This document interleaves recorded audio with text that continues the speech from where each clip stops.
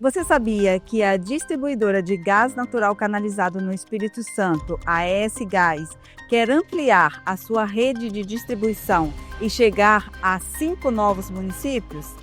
Quem vai falar conosco sobre esse assunto é Fábio Bertolo, diretor-presidente da companhia. Fábio, obrigado por estar aqui nos estúdios da ES Brasil, conversando com a gente sobre esse assunto. Kikina, o prazer é todo meu. É um prazer estar aqui no estúdio da ES Brasil, vocês receberem a gente para a gente ter essa conversa. Estamos sim muito animados com o nosso plano de expansão. Nosso plano de expansão prevê ir para 5 novos municípios. Esses 5 novos municípios são, eu vou tentar ir do norte para o sul. Aqui a gente começa por Pedro Canário, Nova Venécia, Jaguaré, Domingos Martins e Mimoso do Sul. São esses os 5 novos municípios. Nós já estamos presentes hoje em 14 municípios do Espírito Santo. Quando a gente completar esses 5, a gente vai cobrir aproximadamente 80% do PIB capixaba.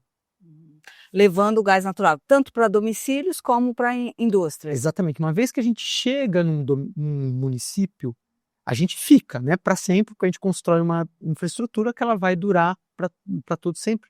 E aí você começa expandindo para para todo tipo de mercado que você encontra.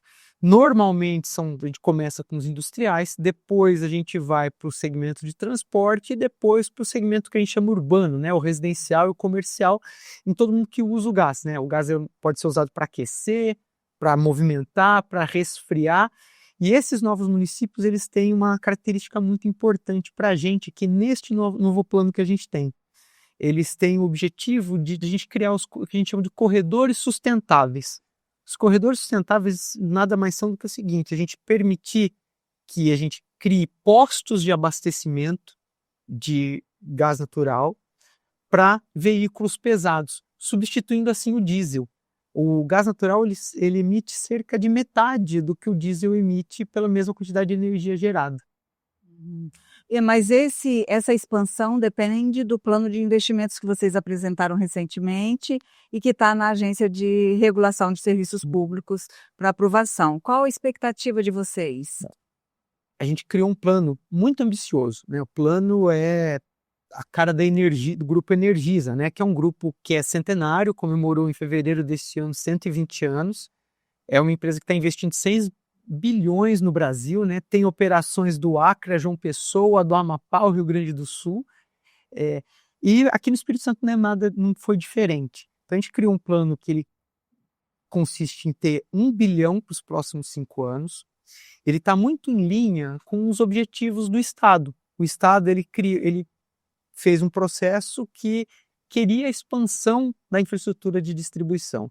A gente submeteu esse plano para a agência reguladora. A agência deve fazer esse estudo e nos próximos meses aprovar esse plano, fazer comentários. Para quê? Para a gente começar a executar. Aprovado o plano, a gente começa a executar. Esses investimentos, esse 1 bilhão é até 2030. Perfeito. E quais ações ele contempla? Bom, então, nosso plano ele tem 4 grandes pilares, tá? O primeiro deles, evidente, é descarbonização, né? O gás natural, ele tem ele emite muito menos CO2 por energia gerada comparado com outros combustíveis fósseis. Então, à medida que você leva o gás natural para uma região nova, você acaba diminuindo o número de emissão que tem ali. Então, esse é o primeiro pilar do plano. O segundo pilar é o que a gente chama de segurança energética. Porque normalmente fontes renováveis de energia, elas têm uma intermitência. Então, por exemplo, quando você pega geração solar ela acontece quando você tem sol. Geração eólica acontece quando você tem vento. O gás não. O gás ele é despachável. Então ele pode acontecer e pode complementar esse tipo de energia quando ela não está disponível. Então é muito importante você ter essa disponibilidade do gás natural para permitir esse tipo de possibilidade. Outro pilar muito importante que a gente está focado é a competitividade. Tá? Então, à medida que o gás natural chega, né, os clientes eles não são obrigados a ficar com gás natural, tem que ir lá e disputar. Então, eu tenho que conquistar o cliente todos os dias. Né? Então, à medida que eu chego, eu tenho que competir com o combustível que está ali. E isso é bom, por isso é bom para o usuário. Né? Então, o cliente ele passa a ter mais opção, que é o nosso terceiro pilar. E o último pilar, e ele está muito alinhado aqui com as ambições do Estado do Espírito Santo, né, é você levar desenvolvimento, tá?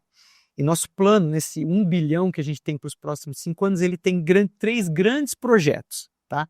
O primeiro projeto aqui, o que a gente chama é interiorização e desenvolvimento do Estado, que envolve, por exemplo, esses 5 novos municípios, levar esse gás para esses 5 novos municípios, você criar esses corredores sustentáveis. Então a ideia é que a gente não tenha nenhuma estrada federal que não tenha esses pontos de abastecimento, né? Você fazer as plantas de biometano. Recentemente nós assinamos um contrato com a primeira dela, né? O biometano, ele é o gás natural de uma origem renovável, né? Com a empresa Marca lá em Cariacica, em parceria com o governo do estado, né? O segundo grande projeto, que vai receber a maior parte dos recursos, né, recebe aproximadamente 45% desses recursos, é o que a gente chama de democratização energética. É o quê? É levar essa opção para mais clientes em regiões em que a gente já tem gás natural, né? Então, por exemplo, a região como Grande Vitória, você expandir ainda mais em Guarapari, que é uma cidade que a gente entrou recentemente, enfim. E o terceiro, né, é muito importante, a distribuidora, né, ela já existe há muito tempo, ela existe desde 93, e ela foi desestatizada, privatizada agora em 2022, e uma das coisas que a gente quer fazer é recuperar o atraso, porque debaixo de todo tipo de ótica, o Espírito Santo ainda está atrás das distribuidoras do Sul e do Sudeste, né? Quando você olha em construção de rede, em número de clientes, enfim. Então, uma infraestrutura que faltou um pouco de ambição. Então, a gente está querendo focar no quê? Numa operação segura, confiável e de qualidade. E aqui a gente quer investir, Energisa é um dos grupos que mais inova, né? É a quarta empresa que mais inova no país. Então a gente quer trazer muito conceito de digitalização, de eficiência, de processos, que é o que a gente já faz no Brasil afora. Uhum. É um plano, são 5 anos, mas é muita coisa para 5 anos, né? 5 anos de muito trabalho. E você falou do norte do estado, das estradas, de ter essa possibilidade de abastecimento com gás natural. A frota de caminhões que usam gás natural é grande? Tem? Vamos lá, ela ainda não é, ela está crescendo muito rápido. Por quê? Porque o gás natural, ele é uma opção que ele descarboniza, e ele, por incrível que pareça, ele é mais econômico do que o diesel, mas ainda ele sofre justamente com a falta de infraestrutura. Então, essa lógica do que a gente chama dos corredores sustentáveis é uma ação conjunta de várias distribuidoras. Então, todas as distribuidoras do Sul e do Sudeste, elas estão se alinhando para quê? Para que o caminhão saia lá do Canoas, no Rio Grande do Sul, e consiga, aqui no nosso caso, chegar até a fronteira com a Bahia, até a fronteira com Minas Gerais, e conseguir passar, abastecendo e tendo essa possibilidade. Uhum. E você falou do início aí do uso do biometano, né, na rede. Para quem que vai chegar esse biometano? Biometano, o projeto do biometano que a gente está fazendo aqui é um projeto muito inovador, né? E além de inovador, ele é criativo e disruptivo, né? Então o aterro que você tem lá é um aterro que ele dá um tratamento muito interessante para todas as matérias, e a gente transformar lixo em energia, né? Então, o que a gente vai fazer? A gente vai injetar esse biometano na nossa rede de distribuição de gás canalizado. A gente trata, né? A marca vai tratar esse gás para que ele fique o que a gente chama de intercambiável. Então você não consegue perceber diferença entre um e outro. Então ele vai injetar na rede, quem vai usar? Todo mundo. Todos os usuários, ele vai naturalmente se misturar ali no fluxo de gás, então todos os clientes vão poder usar.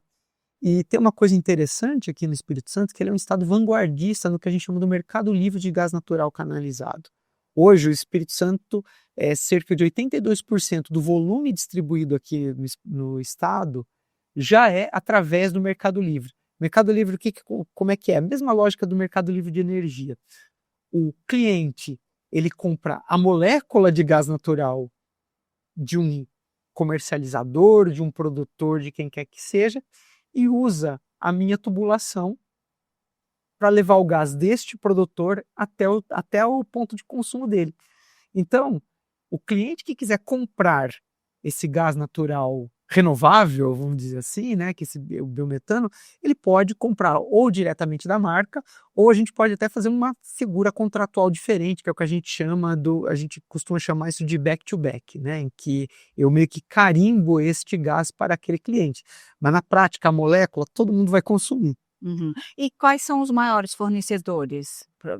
Hoje o maior fornecedor da S-Gás é a Petrobras, e no Brasil é a Petrobras. 70% do gás fornecido no Brasil aproximadamente é da Petrobras, mas o Espírito Santo ele tem um portfólio muito diversificado. Hoje já 1/3 do gás que a gente consome aqui, ele já é de produtor independente, de pequenos produtores, inclusive alguns aqui do estado. Uhum. Mas como se produz, assim, não só o biometano, você está envolvendo aí. Eu vou tentar trazer isso de uma forma simples. O gás natural, no Brasil, ele é formado junto com o petróleo, nos campos de petróleo ali. Então você tem uma matéria orgânica que foi depositada ali há muitos milhares de anos, e essa matéria orgânica ela gerou ao mesmo tempo o petróleo e o gás natural. À medida que a petroleira, né, então a empresa de petróleo vai lá explorar o petróleo, ela acaba encontrando o gás natural também. Aí, quando ela se depara com o gás natural, ela tem que se fazer uma pergunta, que é uma pergunta muito importante. Eu reinjeto esse gás, ou eu levo esse gás para a costa para ser consumido, né? Qual que é a decisão que eu quero que o petroleiro faça? Por favor, não reinjete, né? Mas enfim, mas isso é uma decisão, evidentemente, que ela é uma decisão que envolve toda uma questão econômica, né? Ele precisa ver a economicidade daquilo para trazer o gás até aqui. Hoje o Brasil, infelizmente, ele reinjeta cerca de 2/3 do que ele traz dos campos. Então, ele volta a reinjetar 2/3. Então um pedaço vem para cá, né? Então isso é comercializado. O biometano é quase igual, mas o que é diferente ali no biometano? O biometano é o seguinte: a matéria orgânica que vai gerar esse gás natural, ela é recente, então ela está ou no aterro, ou ela é o resultado de um processo de biodigestão. Por exemplo, você pega, por exemplo, tem um potencial muito grande que a gente está estudando ali, que é em Santa Maria do Jetibá, que você tem uma série de granjas. Então você tem a cama de granja ali, tem muita matéria orgânica. Então o que você coloca tudo isso no que a gente chama de um biodigestor, né, que é como se fosse um grande tanque ali. As bactérias que estão ali, elas vão se alimentar dessa matéria orgânica, e um dos subprodutos desse processo de digestão é o gás natural. Aí é evidente que você precisa dar um tratamento, porque esse gás natural ele precisa ter uma especificação, né, que é quem determina essa especificação é a ANP. Para quê? Para garantir que esse processo de queima, quando ele encontrar um processo de queima uniforme. Então há uma expectativa de que aumente essa produção de gás biometano, né? A gente está prevendo no nosso plano, além deste, outros 3 projetos. O Estado do Espírito Santo ele é muito vanguardista nessa questão de descarbonização. Ele tem um plano muito robusto de descarbonização. Então, e um dos itens do plano de descarbonização, né, ele conversa muito com um projeto que o próprio Estado fez, que é o do ES Mais Gás, que é um projeto de governo muito, muito ambicioso, que ele prevê transformar o Espírito Santo num dos principais hubs de gás natural competitivo do Brasil, e a ideia é você trazer pelo menos 300 mil metros cúbicos por dia de biometano. Esse contrato que a gente está fazendo agora é de 15 mil. Né? Então a ideia é, a gente imagina que esse negócio sai de 15 e já chega em 300, que é um consumo muito relevante. E Fábio, tem aí 3 anos, né, da privatização da ES Gás. Quais os números, né, da companhia atualmente? Tá. Então, a S-Gás hoje, ela tem cerca de 570 quilômetros de rede, né? Então a gente está prevendo com esse plano que a gente dobre. Então tenta imaginar que a gente levou 25 anos para construir 570 quilômetros de rede. A gente vai levar 5 para fazer mais a mesma coisa. A gente tem 84 mil clientes né, que estão com a gente.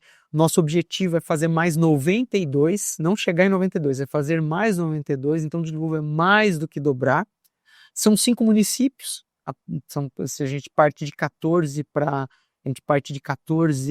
19, a gente termina 2030 com 19 municípios, né? E a gente tem uma meta muito ambiciosa de reduzir a emissão de gás carbônico. Então, a gente imagina que, com o nosso plano, a gente vai tirar cerca de 900 mil toneladas de gás carbônico por ano, à medida que esse ponto acontecer. Fábio, então vocês têm muito trabalho aí pela frente nesses próximos 5 anos e eu agradeço a sua presença aqui na ES Brasil, explicando melhor o que a ES Gás tem para o Espírito Santo. Kina, eu que agradeço a oportunidade de falar para essa audiência ótima do ES Brasil. Nós estamos à disposição, o Grupo Energisa chegou aqui, ficou muito animado com o que viu no Espírito Santo, então estamos dispostos a investir muito e a gente veio para ficar. Para saber mais sobre esse e outros assuntos, acesse esbrasil.com.br.